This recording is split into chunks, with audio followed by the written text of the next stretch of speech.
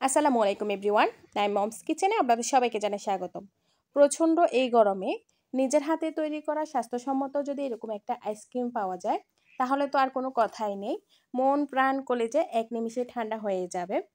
আজকে আমি আপনাদের সাথে শেয়ার করব দোকানের মতো একদম পারফেক্ট ক্ষীরমালা আইসক্রিম।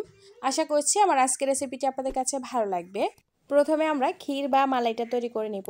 তার জন্য একটা বাটিতে আমি নিয়ে নিচ্ছি 2 টেবিল চামচ চিনি গুঁড়া পোলাও চাল। চালগুলোকে আমি আগে থেকে ধুয়ে রেখেছিলাম। এরপর আমি এখানে দিয়ে দিয়েছি 7-8টা কাজু বাদাম, দিয়ে দিয়েছি আমি এখানে কিছু স্যাফরন। এরপর আমি এখানে দিয়ে দিয়েছি হাফ কাপ কুসুম গরম দুধ।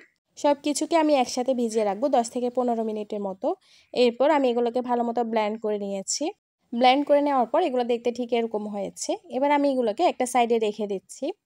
চুলা আমি একটা প্যানের মধ্যে দিয়ে দিয়েছি 1 লিটার তরল দুধ। দুধটাকে আমি অনবরত নেড়ে চেড়ে আমি কয়েক মিনিটের মতো জাল করে নিচ্ছি। দুধটা অনবরত নেড়ে চেড়ে আমি বেশ কিছুক্ষণ জাল করে নিয়েছি। দুধটা এখন প্রায় 3 কাপের মতো হয়েছে। এবার আমি এখানে দিয়ে দিচ্ছি আগে থেকে ব্লেন্ড করে রাখা চাল আর বাদামের পেস্টটা। চুলার আঁচটা মিডিয়াম লোয়ের মাঝামাঝি রেখে এগুলোকে দিতে হবে। আর দেওয়ার সাথে সাথে এগুলোকে নাড়তে হবে, তা না হলে এগুলো দলা পাকিয়ে যেতে পারে। অনবরত নেড়ে চেড়ে আমি বেশ কিছুক্ষণ এগুলোকে জাল করে নিয়েছি। যখন এরকম ঘন হয়ে এসেছে এ পর্যায়ে আমি এখানে দিয়ে দিচ্ছি হাফ কাপ চিনি। চিনির পরিমাণটা আপনারা চাইলে বাড়িয়ে কমিয়ে দিতে পারেন। বেশ কিছুক্ষণ নেড়ে চেড়ে জাল করে নেওয়ার পর এগুলো দেখতে ঠিক এরকম ঘন হয়েছে। এগুলোকে আমি আর ঘন করব না, কারণ ঠান্ডা হতে হতে এগুলো আরও বেশ ঘন হয়ে যাবে। চুলা থেকে নামানোর আগে আমি এখানে দিয়ে দিচ্ছি ফ্লেভারের জন্য হাফ চা চামচ ঘি। এরপর ঘিটা একসাথে মিশিয়ে নিয়ে আমি এগুলোকে চুলা থেকে নামিয়ে ঠান্ডা করে নিয়েছি। এরপর আমি এরকম একটা আইসক্রিমের বক্স নিয়েছি। আমি বক্সের ভিতরে এগুলোকে নিয়ে নিচ্ছি। সম্পূর্ণ মালাইটা আমি একটা বক্সে নিয়ে নিয়েছি। মালাইটা বক্সে নিয়ে নেওয়ার পর এবার আমি মালাইগুলোকে ডিপ ফ্রিজে রেখে দিব আধা ঘন্টার জন্য। প্রায় আধা ঘন্টা পর আমি ফ্রিজ থেকে মালাইটাকে বের করে নিয়েছি। মালাইটা অনেক বেশি ঘন হয়ে গেছে আর একদম ঠান্ডা হয়ে গেছে।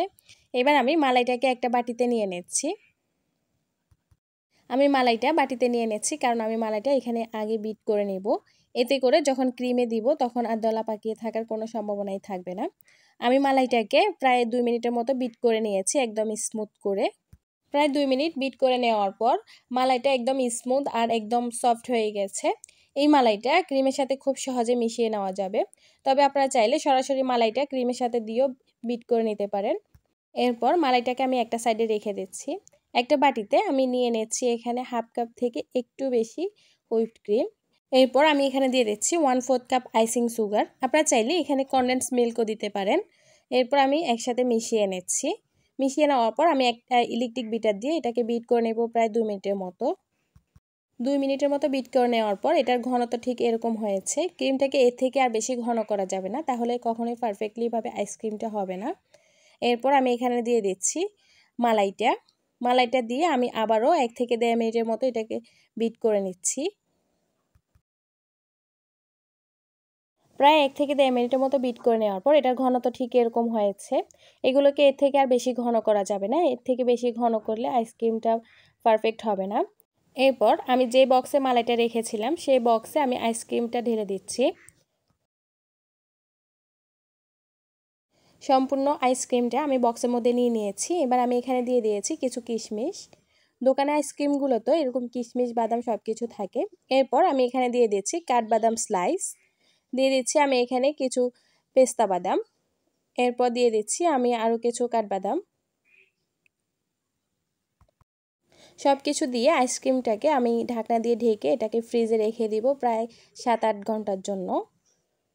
ফিরে আসছি প্রায় 7-8 ঘন্টা পর। মাশাআল্লাহ, আমার আইসক্রিমটা দেখতে একদম দোকানের কেনা আইসক্রিমের মতো পারফেক্ট হয়েছে।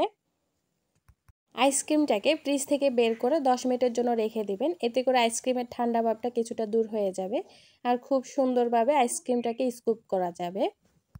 একদম কম উপকরণে আর একদমই সহজভাবে যদি আইসক্রিমগুলো বাসায় তৈরি করা যায় তাহলে দোকান থেকে কিনে খাওয়ার তো কোনো দরকারই হয় না। এরপর আমি আইসক্রিমের উপর দিয়ে দিয়েছি আবারও কিছু পেস্তা বাদাম কুচি, দিয়ে দিচ্ছি কিছু স্যাফরন। এরপর শুধু আইসক্রিমটা খাওয়ার পালা। এরকম ঠান্ডা আইসক্রিম মুখে দিলে এক নিমিষে মন প্রাণ কলেজা ঠান্ডা হয়ে যাবে। আর নিজের হাতে তৈরি করা আইসক্রিম হলে তো কোনো কথাই নেই। আশা করছি আমার আজকের রেসিপিটি আপনাদের কাছে ভালো লেগেছে। আমার রেসিপিটি ভালো লাগলে বাসায় একবার হলেও তৈরি করে দেখবেন।